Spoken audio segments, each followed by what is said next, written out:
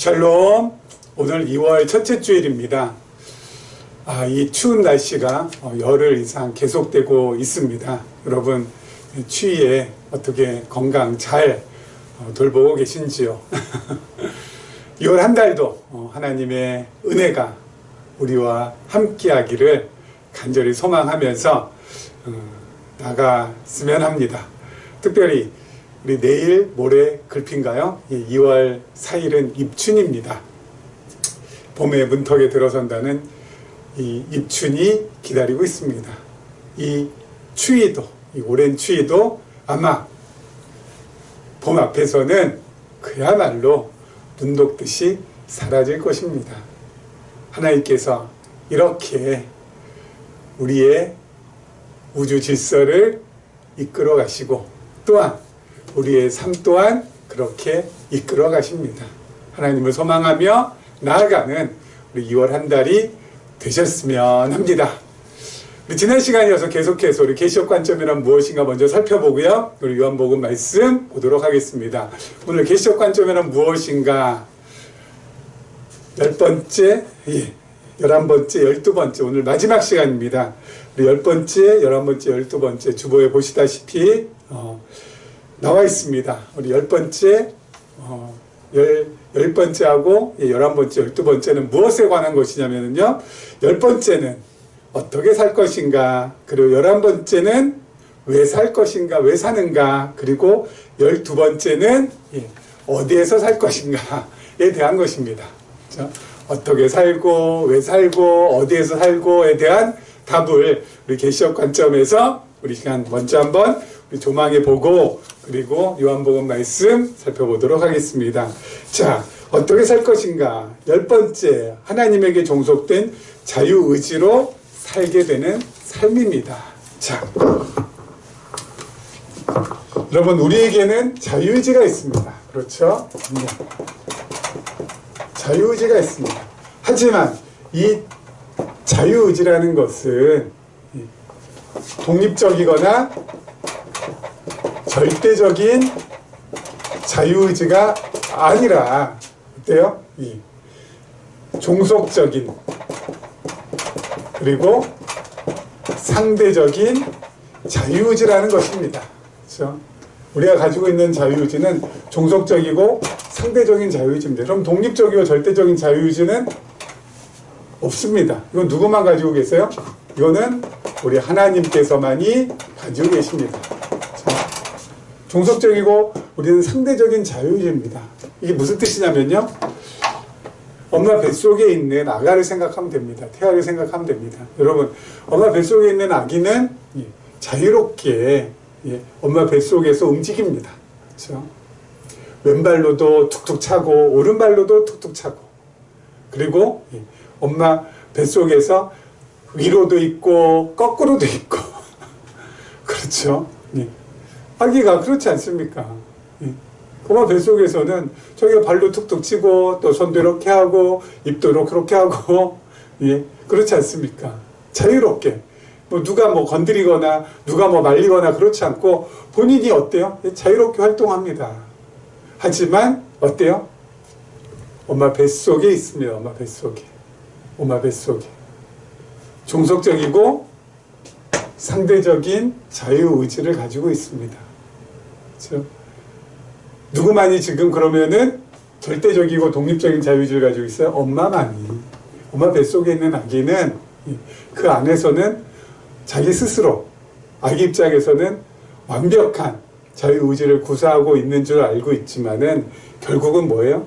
종속적이고 상대적인 자유의지를 가지고 있을 뿐입니다. 그렇죠? 자, 우리도 그렇습니다. 하나님만이 독립적이고 절대적인 자유의지가 있고요. 우리는 전부 다 하나님께 매여 있습니다. 아기가 엄마에게 매여 있는 것처럼.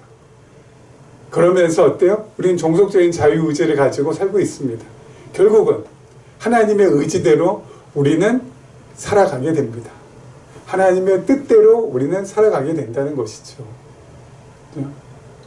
하지만 그렇게 살아갈 때 우리는 어때요? 누가 나를 압박하거나 제재하거나 또 누가 나를 갖다가 막 매거나 그렇게 우리는 느끼질 못하는 것이죠. 하지만 어때요? 전체적으로 보면은 하나님께 우리는 묶여있고 매여있고 종속되어 있는 것이죠.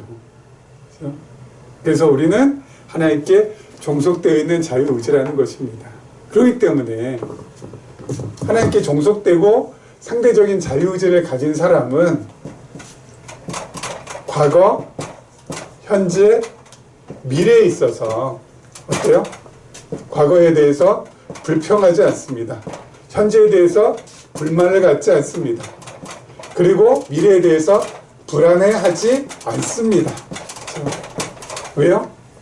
모든 게 전부 다 하나님께서 나의 과거를 이끌어 오셨고 지금 나의 현재를 이끌고 가고 계시고 그리고 나의 미래도 이끌어 가실 것이라는 이 확고부동한 믿음이 있기 때문에 그렇습니다. 그렇기 때문에 하나님께서 나의 모든 과거, 나의 지금 현재, 나의 모든 미래를 통하여서 하나님의 무엇을 이루어간다고요? 선을 이루어 가실 것이기 때문에 과거에 내가 이렇게 했었더라면 저렇게 했었더라면 아무리 후회하고 그거에 대해서 아무리 불평한다 하도 어때요? 다 쓸모없는 짓이죠. 왜요? 하나님께서 지금의 나를 있게 하기 위하여서 이끌어 오신 것이니까 오히려 그것을 어떻게 하면 됩니까? 감사함으로 받아들이면 되는 것이죠. 감사함으로. 그렇죠? 지금의 나를 있게 하기 위해서 그때 그렇게 다 된 거고 저렇게도 된 거고 그렇죠?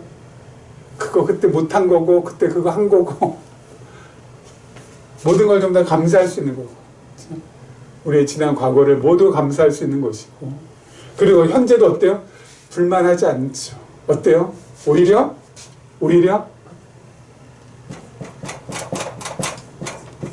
자족하며 또는 만족하며 살아가는 것이죠. 하나님께서 나를 여기까지 이끌어 오신 것에 대해서 내가 어때요? 절대 불만 터뜨리지 않고 오히려 만족합니다. 지금 있는 것에 대해서 감사합니다. 자족합니다. 미래에 대해서도 어때요? 불안해하지 않습니다. 왜요? 우리는 미래에 대한 확신이 있기 때문에 하나님께서 이끌어 가실 거나 확신이 있기 때문에 종속된 자유의지로 살아가는 사람은 과거에 대해서 감사하고 현재에 대해서 만족하고 자족하고 미래에 대한 확신을 가지고 살아갑니다. 하지만 착각해서 나는 독립적이고 절대적인 자유의지를 가지고 내 마음껏 살아갈 수 있다라고 착각하면서 살아가는 사람 어때요? 과거에 대해서 늘 불평하고 현재에 대해서 늘 불만하고 다가올 미래에 대해서 늘 어때요? 불안불안합니다. 이게 완전히 다른 부분이죠. 우리는 하나님에게 종속된 자유의지를 가지고 살아가기 때문에 산불로 갈 수 없는 것이죠. 감사와 만족과 그리고 확신을 가지고 갈 수 있다는 것입니다. 어떻게 살 것인가? 이렇게 우리는 살아가는 것입니다.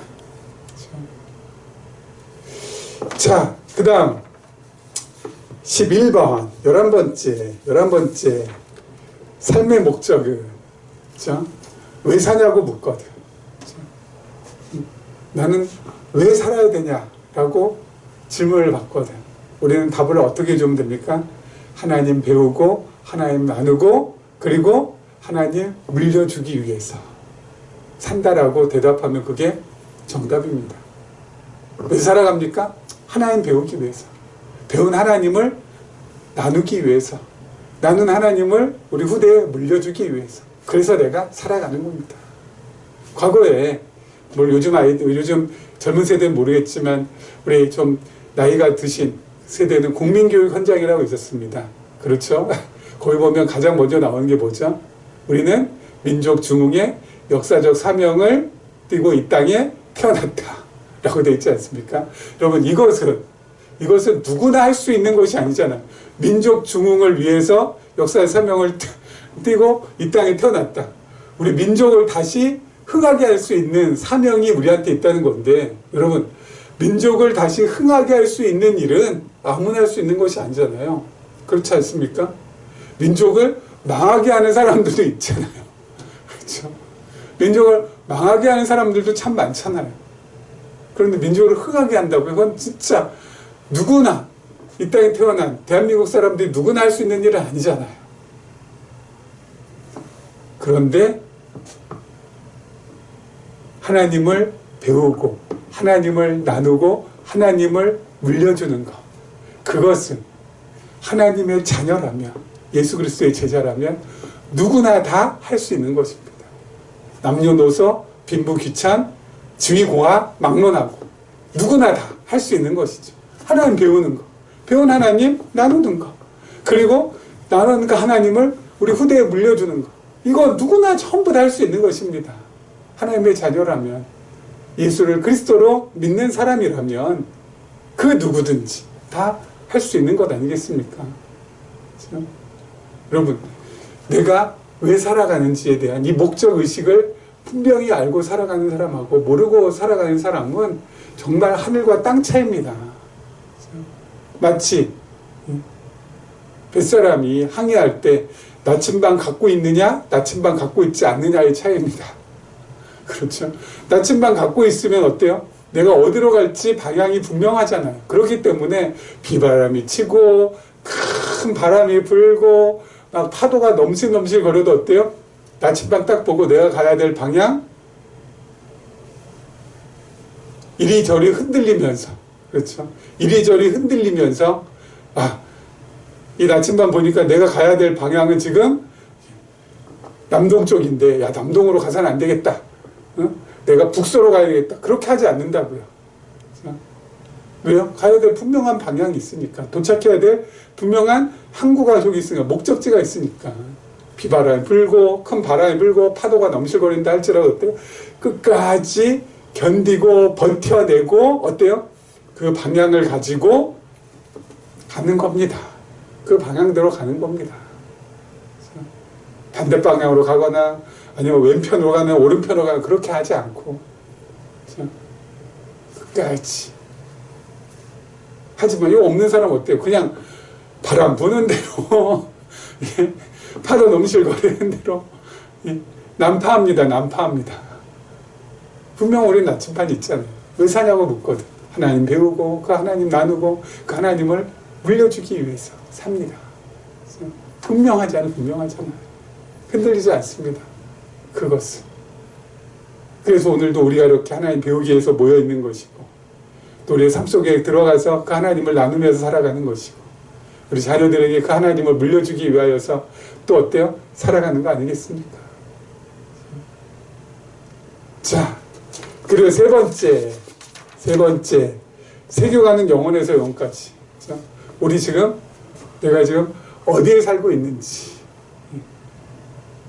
어디에서 살아야 되는지, 그거 분명하게 알아야 된다는 것이죠. 어디에 살아야 되는지. 그럼 우리 지금 어디에 살아야 됩니까?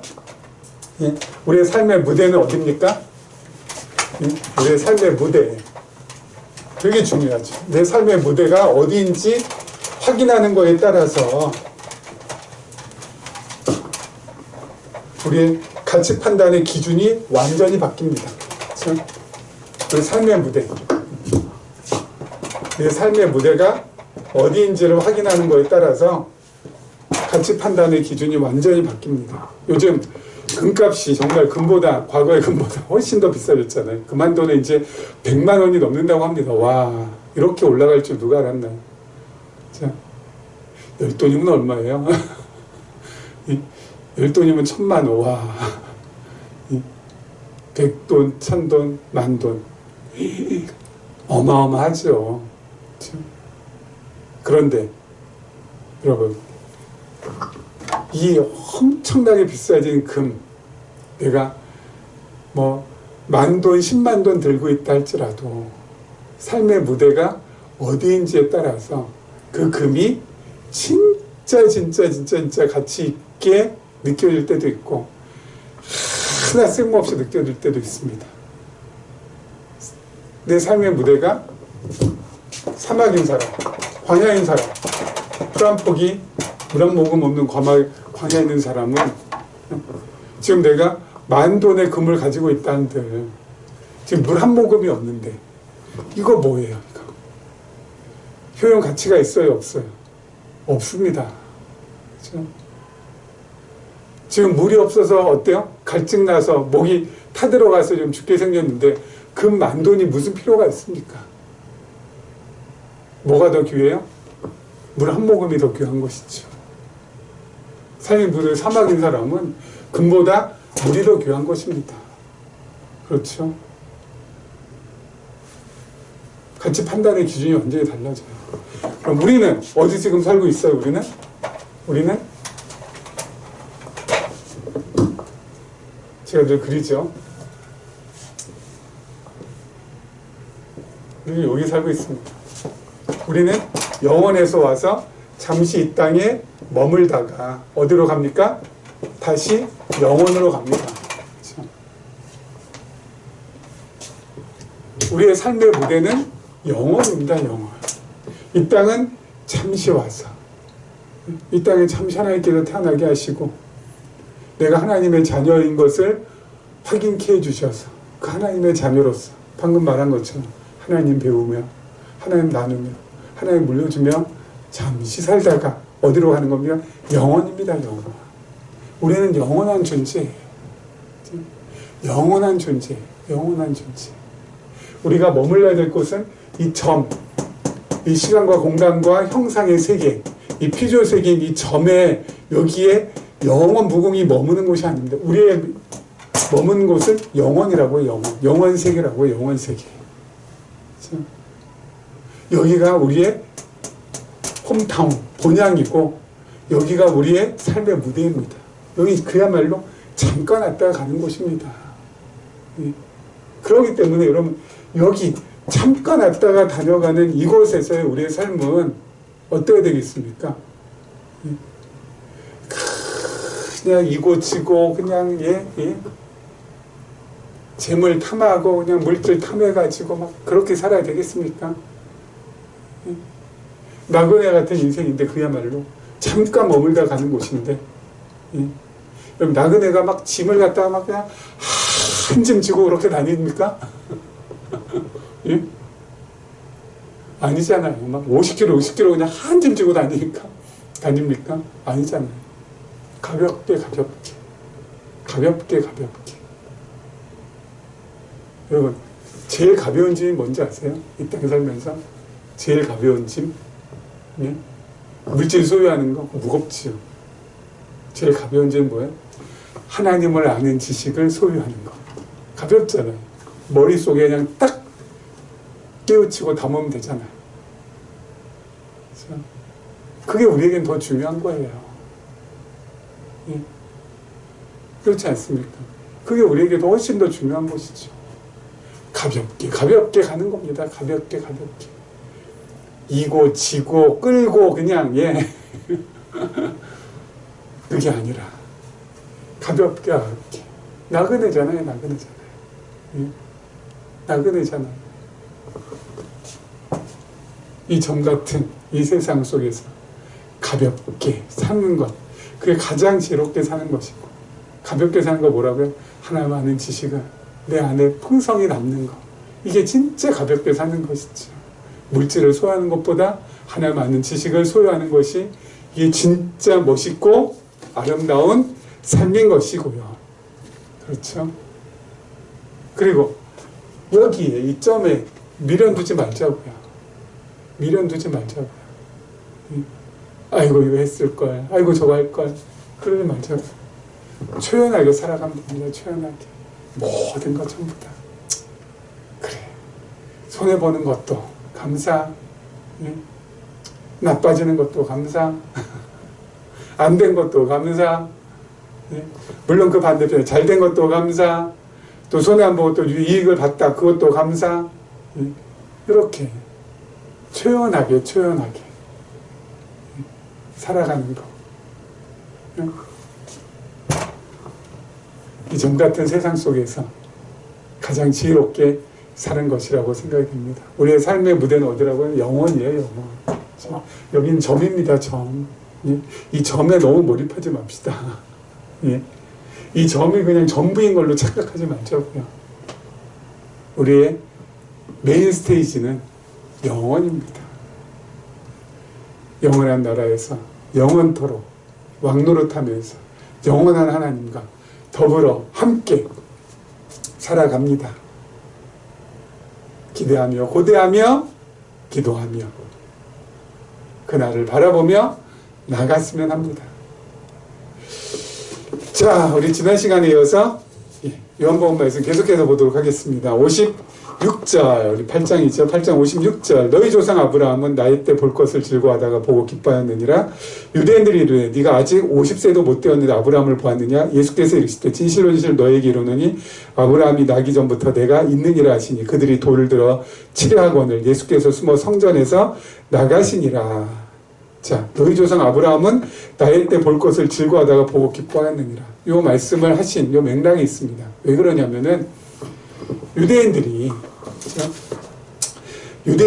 예수님에게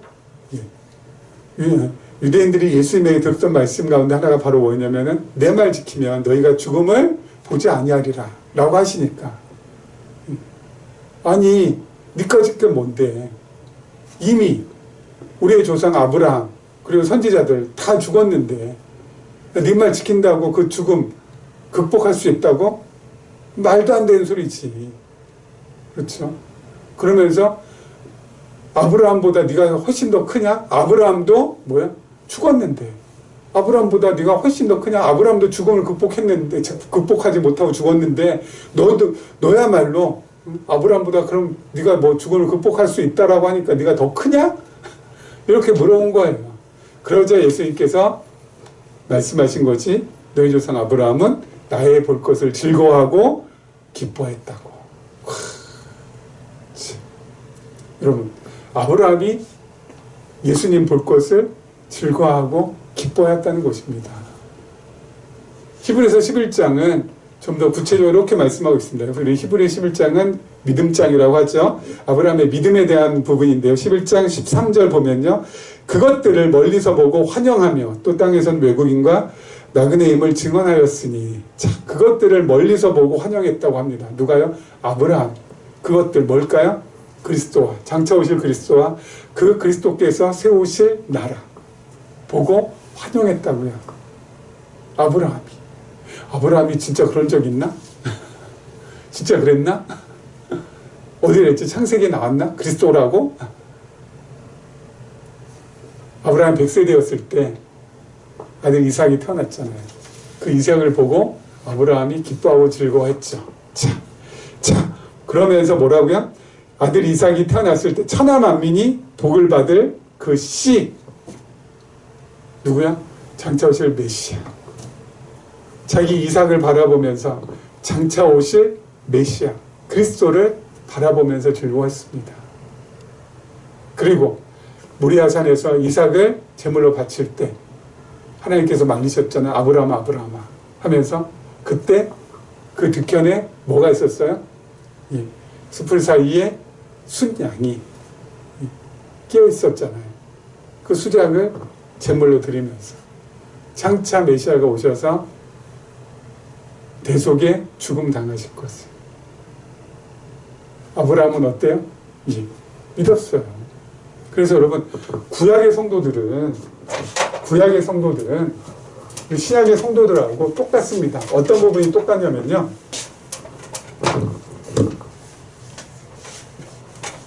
우리가 구약이잖아요. 우리는 지금 신약시대에 살고 있죠. 구약시대의 성도들은 오실 누구야? 메시아. 구약시대 성도들은 오실 메시아를 갖다가 바라보면서 그렇죠? 믿었다고요. 우리는 오신 메시아를 바라보면서 믿는 겁니다. 구약의 성도들은 오실 메시아 뭐예요? 구약은 메시아에 대한 그림자, 모형, 예표라고 했습니다. 그렇죠? 그림자, 모형, 예표를 가지고 예수 그리스도를 믿었다고. 오실 메시아. 제사 지내는 거, 절기 지키는 거 전부 다 마찬가지. 오실 메시아를 바라보면서 믿었어요. 우리는 뭐야? 오신 메시아를 믿고 있는 거잖아요. 그래서 여러분, 믿음의 본질은 똑같습니다. 그렇죠? 똑같이 메시아를 믿었어요. 오실 메시아. 우리는 오신 메시아. 한 가지, 우리가 구약의 성도들보다 조금 더 나은 것은, 우리는 뭐예요? 이미 오신 실체를 보고 믿지만은 이분들은 아직 오시지 않은 그림자를 보고 믿는다는 거. 그런데 그럼에도 불구하고 구약의 성도들 가운데는 어때요? 신실하게 믿음을 지킨 분들이 참 많죠. 그렇죠? 신실하게 믿음을 지켜나간 분들이 많아요. 그들은 밤에 조그만 촛불 하나에 의지해서 믿음의 길을 걸었죠. 하지만 우리는 어때요? 대낮에 태양빛 아래서 믿음의 길을 걷는 사람들입니다. 촛불 하나에 의지해서 밤길을 걸었던 그들에 비해서 우리는 어때요? 훨씬 더 유리한 상황이라는 거죠. 그렇기 때문에 고난과 고생과 고통의 날이 온다 할지라도 구약의 성도들도 잘 견디고 버텨내고 이겨내고 감당해냈잖아요. 우리들 역시 어때요? 더 잘 버티고 더 잘 견디고 더 잘 감당할 수 있을 거라는 것이죠. 그렇죠? 그게 다른 점입니다. 아브라함도 누굴 보고요? 기뻐했다고요? 예수 그리스도. 우리도 예수 그리스도 보고. 아브라함은 오실 예수 그리스도. 우리는 오신 예수 그리스도. 그렇죠? 자, 그 다음에 보죠. 우리 58절에 보면 예수께서 이르시되 진실로 너에게 이르노니 아브라함이 나기 전부터 내가 있느니라 라고 말씀하셨습니다. 자, 여러분, 아브라함이 나기 전부터 내가 있느니라. 여기 동사가 두 개가 있죠. 하나는 뭐예요? 아브라함이 나기 전부터.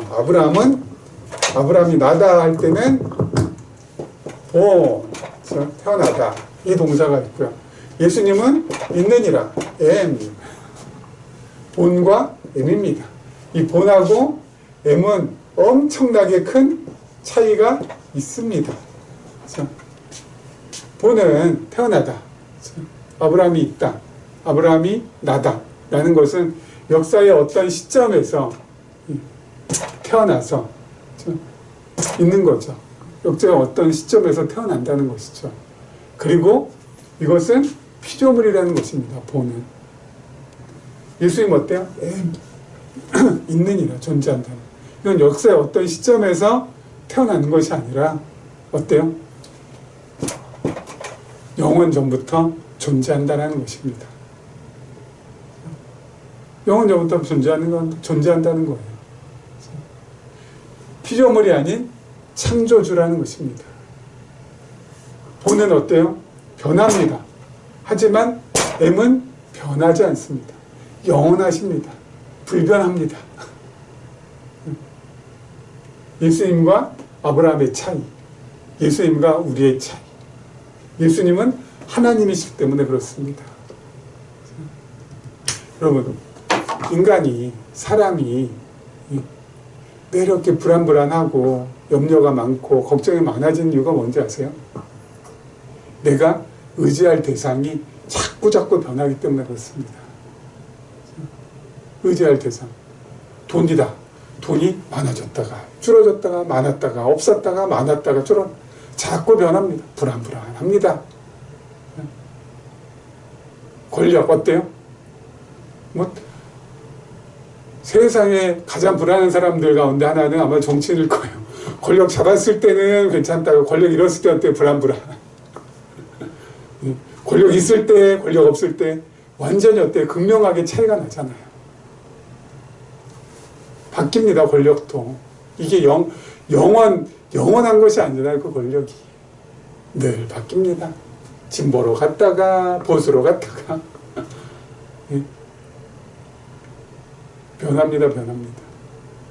재물 변하죠. 권력도 변하죠. 그리고 건강도 어때요? 변합니다. 건강에 의지해서 뭐라도 할 것처럼 하지만은 이 건강이라는 것도 어때요? 변합니다. 건강할 때도 있지만 반대로 병약할 때도 있습니다. 그러니까 자꾸 변하는 거예요. 내가 의지할 수 있는 것들이 변해요. 심지어 나 자신도 어때요? 변해요. 내 자신도 뭡니다. 그러니까 어때요? 늘 불안하고 염려 많고 걱정 많고 그런 거 아니겠어요? 내가 의지할 것들이 자꾸 변하니까. 자, 하지만 누구는요? I am이라고 하시는 우리의 주 대신 예수 그리스도는 변하지 않습니다. 우리 아버지신 하나님은 변함이 없으십니다. 지금 우리와 함께하고 계신 성령께서도 변하지 않으십니다. 어제나 오늘이나 내일 동일하십니다.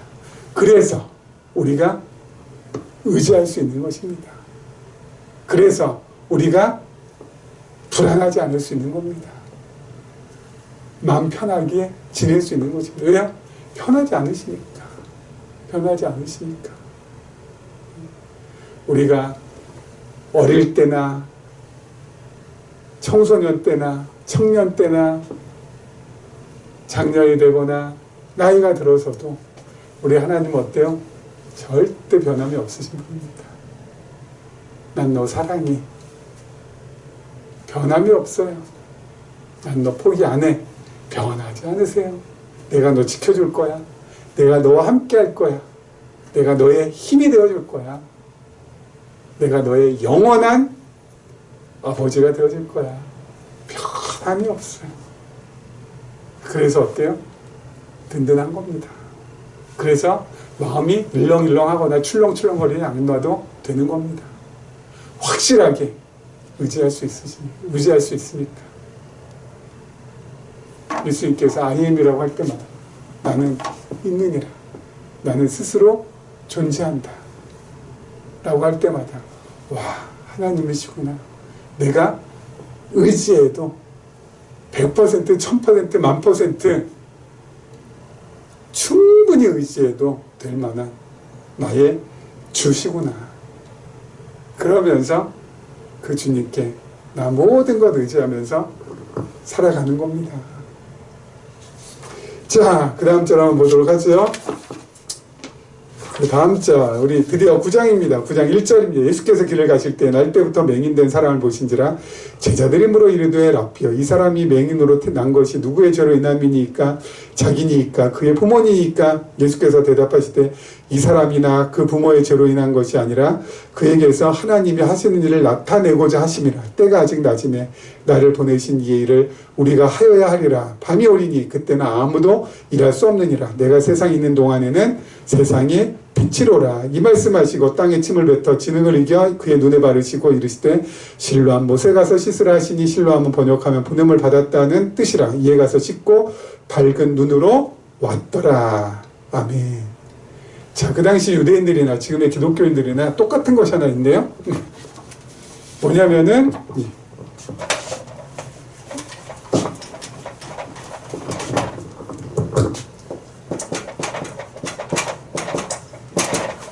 인과응보 사상입니다. 그들이나 지금의 기독교인들은 인과응보 사상이 어때요?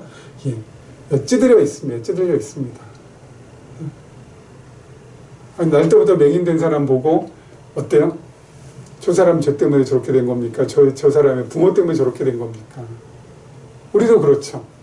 뭔가 안 좋은 일이 생겼을 때, 나쁜 일이 생겼을 때 내가 뭐 잘못한 거 없어서 그런가? 또는 자녀가 잘못됐을 때 부모들이 늘 갖는 심정 뭐야? 내가 무슨 죄를 많이 져서 지금 우리 애가 저런가? 인과응보. 인과응보 사상. 이게 그대로 있어요. 여러분, 제가 살펴보니까요. 사람은 선천적으로 인과응보에 대한 생각을 품고 태어난다고 하더라고요. 그러면 우리의 뇌가 어떤 걸 추론할 때 원인과 결과를 가지고 분석하게 돼 있다고 해요. 그 원인과 결과를 가지고 분석한다는 뜻은 바로 뭡니까?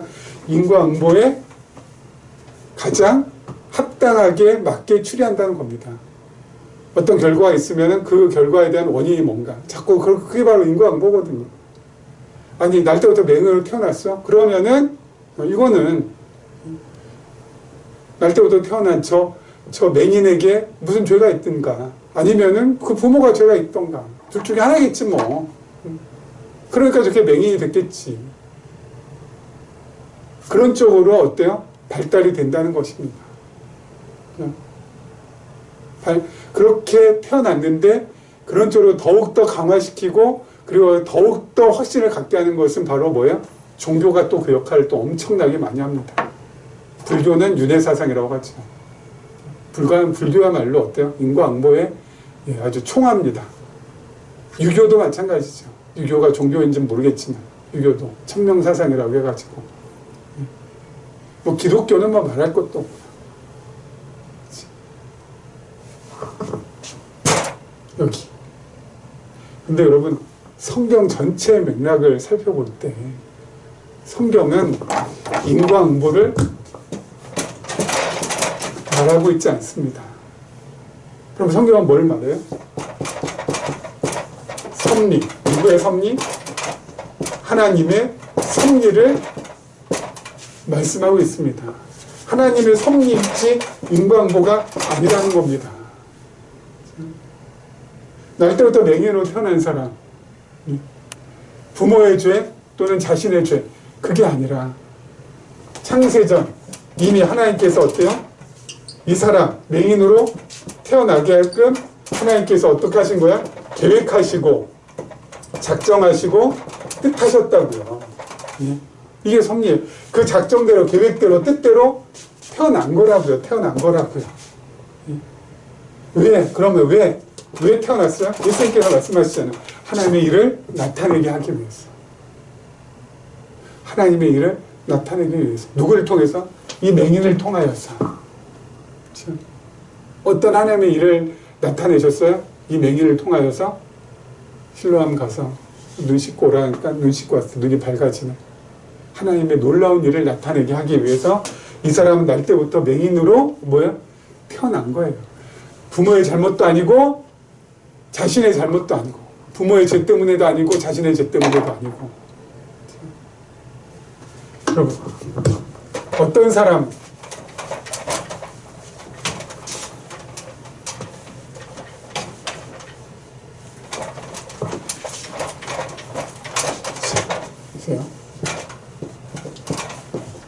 어떤 사람은 평생을 부자로 살고 어떤 사람은 평생을 거지로 삽니다. 이 부자는 이렇게도 돈이 벌려 저렇게도 돈이 벌려. 이 거지는 이렇게도 안 돼 저렇게도 안 돼. 몸부림치고 발버둥쳐도 어때요? 거지꼴을 벗어날 수가 없어. 부자는 이래도 돈 벌어 저래도 돈 벌어. 계속 돈을 벌어다 줘. 계속 부자로 삽니다. 왜요? 이 부자는 부모 잘 만나서, 부모 잘못 만나서, 부모가 죄를 하나도 일도 안 지어서, 부모가 죄가 많아서, 그런가? 이 부자는 아주 의롭게 살아서, 이 거지는 아주 의롭지 못하게 살아서 그런가요? 아니요. 여기에서 하나님께서 창세전에 계획하시고 작정하시고 뜻하신 대로 이 사람은 부자로 살게끔, 이 사람은 거지로 살게끔 하시는 겁니다. 왜요? 하나님의 일을 예수님께 말씀하신 대로 나타내기 위해서. 하나님을 나타내기 위해서. 이렇게도 거짓골 못 면해, 저렇게도 거짓골 면해, 이렇게도 잘 살아, 저렇게도 잘 살아. 하나님을 나타내는 거예요. 아니, 어떻게 이렇게 나타낼 수 있죠? 나중에 어때요? 죽습니다. 부자도, 거지도. 그런데 놀랍게도 거짓골을 면치 못하고 평생 거지로 살아갔던 이 사람은 아브라함의 품속에 안겨져 있고, 이 부자는 너무너무 어때요? 음부에서 고통을 받고 있습니다. 음부에서 고통을 받고 있어요. 물 한 모금 없어가지고 너무 고통을 받고 있어요. 하나님의 일을 드러내는 겁니다. 어떤 하나님의 일일까요? 비록 부자지만 이 사람은 하나님께서 믿음이라는 것을 안 주셨고, 비록 거지지만 이 사람에게는 하나님께서 믿음이라는 것을 주셔가지고 어때요? 죽음 이후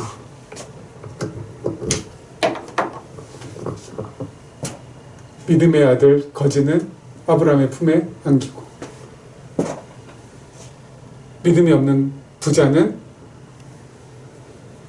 목말라고 타는 목마름으로 그냥 그야말로 어떻게 할 수 없는 그 고통 속에 들어있고 이 하나님의 일을 나타내는 거예요. 비록 거지로 살아도 하나님께 주신 선물인 믿음이 있으면 뭐예요? 영원한 나라에서 살아갈 수 있다는 거. 부자로 살아도 믿음이 없으면 어때요? 고통받는다는 거. 멸망당한다는 거. 이게 바로 뭐예요? 하나님의 섭리라는 겁니다. 이게 인과응보에 의해서 이렇게 되는 것이 아니라 인과응보에 의해서 이렇게 되는 게 아니라 뭐예요? 하나님의 섭리에 의해서 이렇게 된다는 거예요. 하나님의 섭리에 의해서. 그래서 여러분 누군가 이렇게 뭔가 잘못됐다, 누군가 뭔가 이렇게 좀 안 됐다 그럴 때마다 야, 저 사람 죄 많아서 저렇다라고 비판하거나 또 그렇게 생각하는 것은 완전히 잘못된 생각이라. 하나님의 뜻이 있겠지, 하나님의 섭리가 있겠지, 잘 감당할 수 있도록 옆에서 기도해주고 지지해주고 격려해주는 것이 어때요? 믿음의 가족인 우리가 할 수 있는 최선인 것이죠. 여러분, 성경은 인과응보 아닙니다. 뭐라고요? 성경은 섭리론입니다. 하나님의 섭리입니다. 그걸로 일관되게 나가고 있습니다. 하나님의 섭리로 받아들이면 억울한 거 하나도 없습니다. 우리 한 사람 한 사람이. 그렇지 않아요? 하나님의 섭리로 받아들이면 억울한 거 하나도 없습니다. 하나님께서 그렇게 진행하시는 거예요. 하나님의 일을 나타내기 위해서 지금 이렇게 하시는 거야. 나를 통해서 하나님의 일이 드러나기를 원합니다. 받아들이면은 어때요? 예. 뭐든지 다 감당할 수가 있게 되는 것입니다. 2월 한 달 새롭게 시작이 또 됩니다. 추운 날씨지만 반드시 봄은 옵니다. 우리의 삶의 겨울 속에서도 반드시 봄은 찾아옵니다. 그 봄을 바라보며 오늘을 아름답게 보냈으면 좋겠습니다. 이런 은혜가 우리 모두에게 함께하기를 주님의 이름으로 축원합니다.